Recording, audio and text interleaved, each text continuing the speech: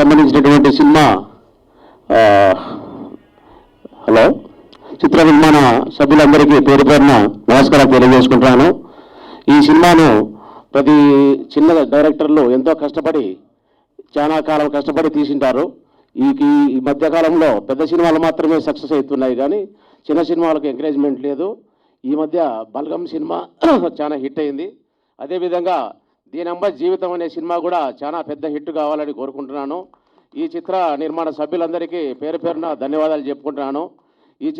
దీనమ్మ జీవితం అనేది ప్రతి మనిషికి ఏదో ఒక రోజు ప్రతిరోజు ఒక డైలాగ్ వేసుకుంటూ ఉంటాం. ప్రతి సమస్యల్లో ఏదైనా దీనమ్మ జీవితం ఈరోజు జరిగాయని ప్రతి ఒక్కరు కూడా ఈ సినిమా చూడాలి. ఎట్టి పరిస్థితుల్లో దీనమ్మ జీవితం పోయినా సరే ఖచ్చితంగా ఈ సినిమా చూడాలని ప్రేక్షకులందరూ, యువకులు యువత అందరూ ఈ సినిమా కోసం ఎగబడి కొత్త సంవత్సరంలో ఈ సినిమాకు మంచి పేరు మీ తీసినటువంటి డైరెక్టర్ మురళీ రామస్వామి గారికి ఇంకా మంచి మంచి సినిమాలు తీసేదానికి అవకాశం కల్పించాలని ప్రేక్షక దేవుళ్ళు ఎప్పుడూ సినిమాలు ఆదరిస్తారు. పెద్ద సినిమాలే కాదు, చిన్న సినిమాలు కూడా ఎన్నో పేర్లు సంపాదించి పెట్టే ఈ మధ్యకాలంలో చూస్తున్నాం.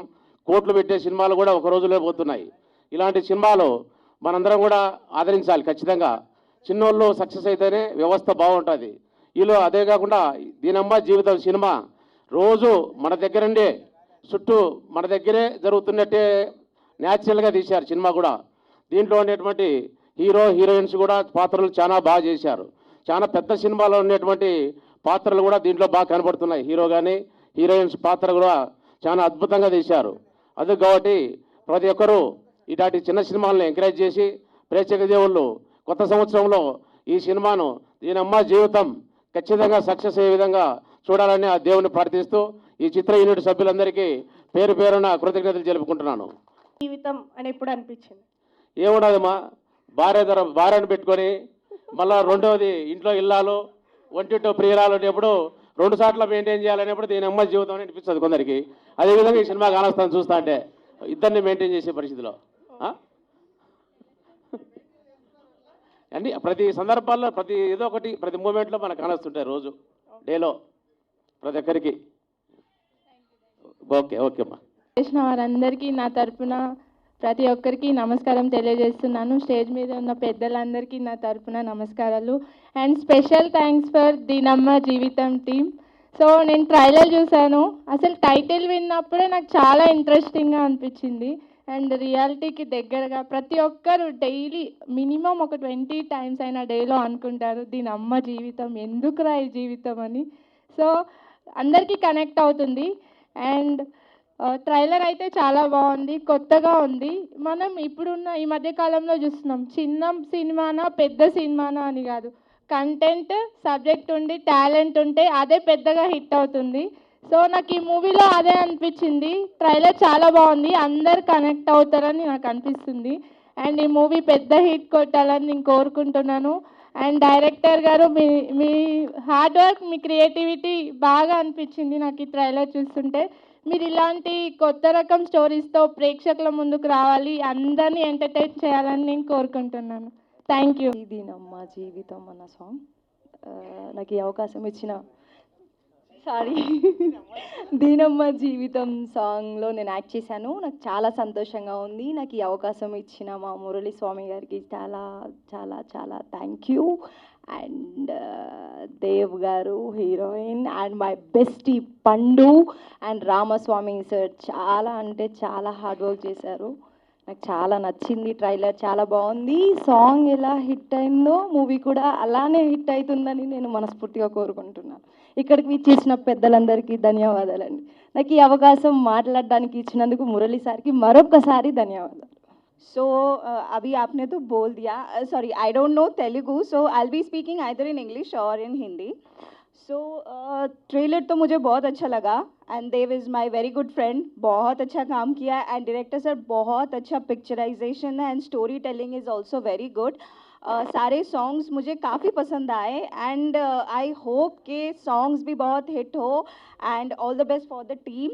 The movie, I think it will be a very big hit and I'm crossing my finger and I'm very eager to watch it on theaters. So all the best team. Thank you. Thank you so much.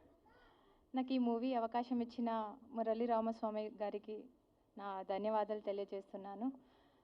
ఇది నా theatre first film. చాలా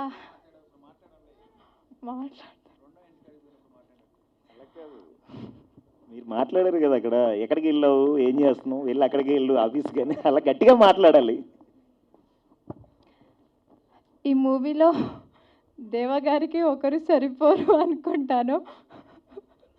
ఇంట్లో ఇల్లాలు బయట ప్రియురాలు అన్నట్టు నా జీవితంతో ఆడుకున్నారు దేవగారు.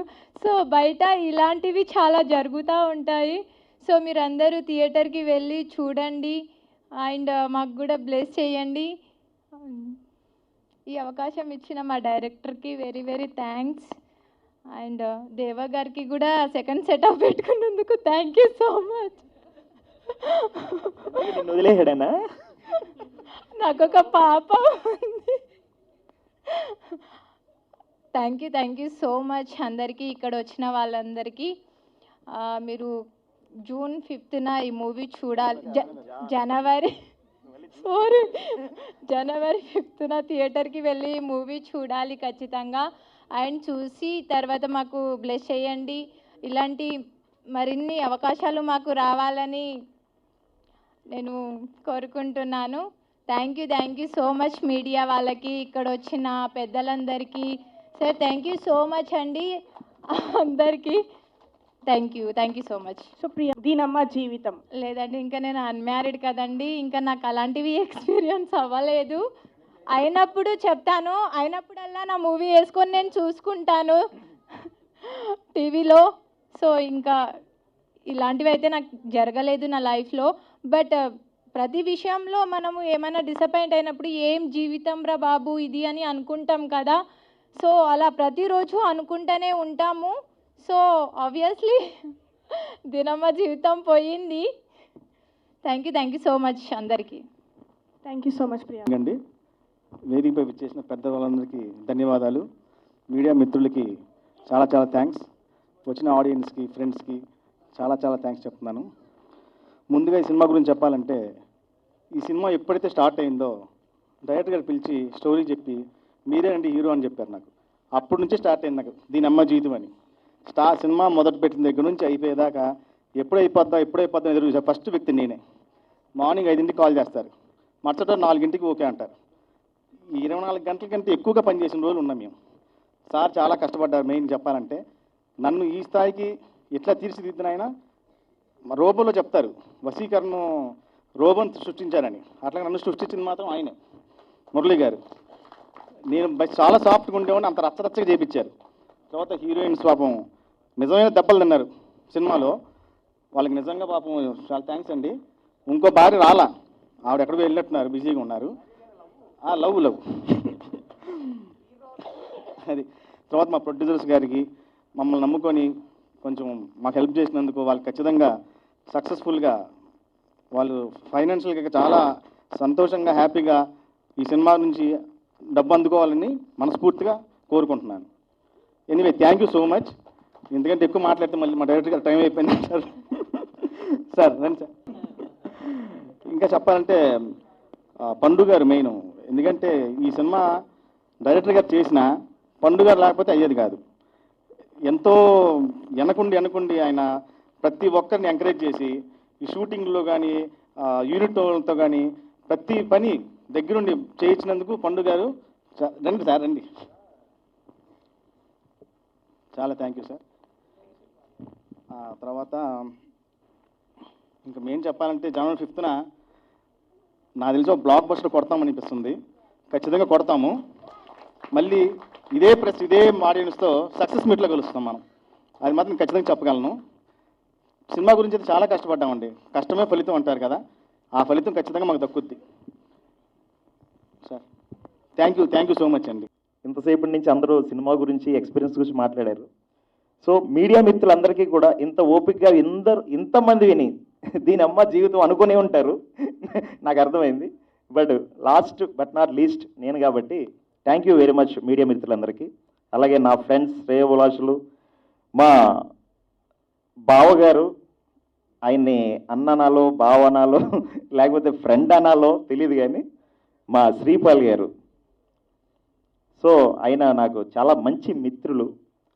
ఆయనే నేను ఈ సినిమా తర్వాత ఒక పెద్ద సినిమా చేస్తున్నా. సో అది త్వరలో మీకు కమింగ్ సూన్, సంక్రాంతి తర్వాత చెప్తాను. మా సారు మీరు పెద్ద సినిమా చేయాలి సార్ అంటే ఫస్ట్ నేను ప్రేమ పిపాసి అని చాలా కసిగా తీశా.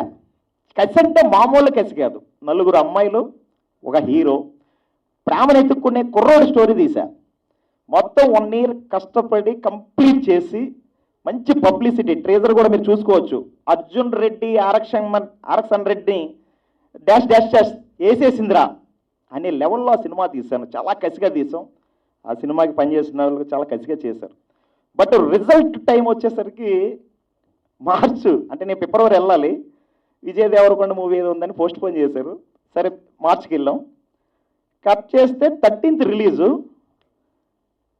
15th lockdown. మోడీ గారు అన్నారు తప్పర్లు కొట్టండి నాయన అన్నారు ఆదివారం రోజు. ఆ రోజు నుంచి ఈ రోజు తప్పర్లు కొట్టుకుంటూనే ఉన్నాం అందరం. సో రిలీజ్ అయిన 1 dayలో మళ్ళీ 250 థియేటర్లు రిలీజ్ చేసాం. చాలా మంచి పబ్లిసిటీ చేసాం. లాస్ట్ పోస్టర్ 2020లో నాదే ఉంటుంది, ప్రేమ పేపర్స్. సో దాని తర్వాత ఏదో బిజినెస్ పెట్టి ఇంకో అందులో పోయి 2021లో అది పోయి, అంటే మనం ఇందాక మా ఆదినారాయణ గారు అన్నారు మీరు సినిమాను కోరుకుంటున్నారు, సినిమా మిమ్మల్ని కోరుకుంటుందని. అంటే సినిమా మనల్ని కోరుకుంటేనే సినిమా చేయగలం. చాలామంది పెద్ద వాళ్ళు పెద్ద సినిమాలు తీసి ఎక్కడికో వెళ్ళిపోయే వాళ్ళు ఉన్నారు, అలాగే ఒక సినిమాతో ఫేడ్ అవుట్ అయిపోయిన వాళ్ళు ఉన్నారు. కానీ సినిమాని మనం తీయాలి, సినిమా మనల్ని ప్రోత్సహించాలి. ఆ అదృష్టం రాసి పెట్టి ఉండాలి. So thank you very much Adinarayana గారు, మంచి ఫ్యూ వర్డ్స్ ఇచ్చారు. సో ఇప్పుడు దీనమ్మ జీవితం విషయానికి వస్తే first cinema Arjun Reddy level ఉందిరా బాబు అన్నారు. మీరు చూసుకోవచ్చు, నేను అబద్ధం చెప్పట్లేదు. యూట్యూబ్ కామెంట్స్ యూట్యూబర్స్ పెట్టారు. దానికి సందీప్ రెడ్డి వంగ డైరెక్టర్ రీసెంట్గా యానిమల్ కొట్టాడు. నేను అయిన ఇన్స్పిరేషన్ తీసుకొని, అంటే నన్ను ఎవడో ఒక ఫ్రెండ్ ప్రొడ్యూసర్ కోసం తిరుగుతున్నాం, బెంగళూరు వెళ్తున్నాం, చెన్నై వెళ్తున్నాం, విజయవాడ వెళ్తున్నాం, గుంటూరు వెళ్తున్నాం, ఈ అమ్మ ఈ సైట్ అమ్మాలి, ఆ ప్రాపర్టీ అమ్మాలి, ఇక్కడ అన్నాడు ఎవడో డబ్బులు ఎట్టట్లా. ఆ టైం ఫస్ట్ సినిమా. సరే అప్పుడు నా ఫ్రెండ్ ఎవరో సలహా ఇచ్చాడు, నువ్వే సందీప్ రెడ్డి వంగ అని కొట్టాడు అర్జున్ రెడ్డి, అదే లెవెల్లో నువ్వు స్టోరీ చెప్పావు, నువ్వే తీసుకోవచ్చు కదా, వాడిని ఎనిమిది బతులాటం ఎందుకంటే మన వల్ల కాదురా బాబు నన్ను. అంటే రెంట్ కట్టడానికి కూడా డబ్బులు లేని నాకు 2 పిల్లలు. సో ఎలా చేయాలి అనుకున్న టైంలో నా ఫ్యామిలీ నా ఫ్రెండ్స్ హెల్ప్ చేశారు, స్టార్ట్ చేశా. తర్వాత ఒక్కో ఫ్రెండ్ వెంచర్ స్టార్ట్ చేసి మంచి సినిమా తీసాం. కరోనా వచ్చి పోగొట్టింది. ఆ దెబ్బతో దీని అమ్మ జీవితం ఏంటిరా బాబు అనుకున్న టైంలో ఎవడో ఫ్రెండ్ వచ్చాడో బిజినెస్ పెట్టించాడు, అది పోయింది. ఇక మళ్ళీ వద్దురా ఎక్కడికో వెళ్ళిపోదాం, ఊళ్ళో ఏదో ఎవరో ఒకటి ఉంటాడుగా, మా అత్తరో ఏదో 1 ఎకరం పొలం ఏదో ఇస్తే దున్నుకుందాం అనుకున్నా. అసలు చిరాకు వచ్చేసింది నాకు. అదే టైంలో బిజినెస్ పోయింది, డబ్బులు పోని, నెక్స్ట్ డే ఏం చేయాలో తెలీదు. ఆ టైంలో మళ్ళీ ఏదైతే థాట్, ఒక ఫ్రెండ్ చెప్పిన థాట్ ఉందో, మనకు తెలిసిందేంటి, త్రివిక్రమ్ చెప్పారు ఆయన, ఒరే తెలిసింది ఫ్రీగా చేయకు, తెలియంది ట్రై చేయకు అన్నాడు. తెలిసిందేంటి సినిమానే. సో అదే మళ్ళీ చేద్దామని అనుకున్న టైంలో నాకు ఒక, అంటే తెలుగు, తమిళ్, కన్నడ, మలయాళం ఇవన్నీ సౌత్ మూవీస్. ఒకప్పుడు హిందీ ఉండేది, ఇప్పుడు దాన్ని ఒక లెవెల్లో తొక్కేస్తున్నారు, సౌత్ వాళ్ళు వచ్చి అంటున్నారు. కరెక్ట్, కంటెంట్ లేదు, ఇలా కంటెంట్ చేత కాదు అని అన్న మనం ఈరోజు తెలుగు నెంబర్ 1గా చేశారు రాజమౌళి గారు. Hats off to you sir. మొన్న రీసెంట్గా సందీప్ రెడ్డి వంగ, నాకన్నా బ్రో ముందు పాస్ట్లో ఉన్నాడు. సందీప్ రెడ్డి వంగ తీసింది first love story Arjun Reddy అయితే, నేను ప్రేమ పేపర్స్ చేశాను, అదే నేమ్ వచ్చింది. యానిమల్ అని ఒక ఫ్యామిలీ, అంటే ఫాదర్ మీద లవ్ అని చేశాడు, అది సూపర్ హిట్ కొట్టాడు. Hats off bro. నేను కూడా ఒక ఫ్యామిలీ మూవీ చేశాను, అంటే నేను సందీప్ రెడ్డి వంగతో పోల్చుకోవట్లేదు. బట్ నేను అలాంటి కంటెంట్, అంటే ఇప్పుడు మా కంటెంట్ డైరెక్టర్స్ రా కంటెంట్ ఫస్ట్లో, ఇది ఇంకా ఫ్యామిలీ రా, ఫస్ట్ లవ్ రా, ఇప్పుడు ఫ్యామిలీ రా కంటెంట్ స్టోరీ తీశాను. సరే నేను అనుకుంటున్న టైంలో ఎగ్జాక్ట్లీ ఇక దీని అమ్మ జీవితం దెబ్బేద్దాం బాబు ఎక్కడికైనా అనుకున్నా. కానీ మళ్ళీ సినిమా తీయించింది నాతో. అక్కడ ఒక్కో ఫ్రెండ్ రావడం, చెప్పడం, వెళ్ళడం, నేను ఏదో స్టార్ట్ చేసేసాను. ఇందాక సహదేవ్ గారు అన్నట్టు ఓ పెద్ద డైరెక్టర్, పెద్ద కంపెనీ కథ చెప్తే వెళ్ళా, సూపర్ పగలు దింపావు బ్రో. బట్ పెద్ద డైరెక్టర్ చెప్పారు బ్లాక్ బస్టర్ మూవీ, నేను ఆయన పేరు చెప్తే బాగోదు. మేము అయిపోయింది అనుకున్నా, సహదేవ్ అయిపోయింది గురువు గారు అనుకున్నా. పగిలిపోయింది. బాగా చెప్పావు తమ్ముడు, కానీ చిన్న కథ అయినా అంటే అది ఒక సినిమా చూపిస్తామా ఏ లెవెల్లో ఉంటుంది.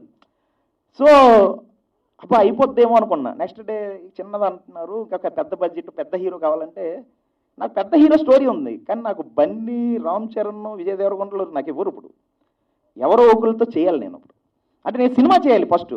సో ఇక్కడ నేను నేర్చుకున్నది ఏంటంటే మనం ఎవరిని బతిమలాడద్దు. ఫస్ట్ ఆఫ్ ఆల్ నీకు తెలియంది ట్రై చేయకు, తెలిసింది మాత్రం ఫ్రీగా చేయకు అనే అవార్డుని నేను బాగా నమ్ముతాను. సినిమా తీద్దాం డిసైడ్ అయిపోయా. ఏమీ లేనప్పుడే ఏమో ప్రేమ పేపర్ చేసాం. నా ఫ్రెండ్స్ ఒక్కొక్కరు వచ్చారు, అందరూ బాగా చేసాం. ఆ కరోనా వల్ల పోయింది. బట్ ఇప్పుడు నేను ఆ సినిమా వల్ల గుడ్ ఆర్ బ్యాడ్ పక్కన పెట్టేస్తే ఎక్కడికో వెళ్ళిపోయా.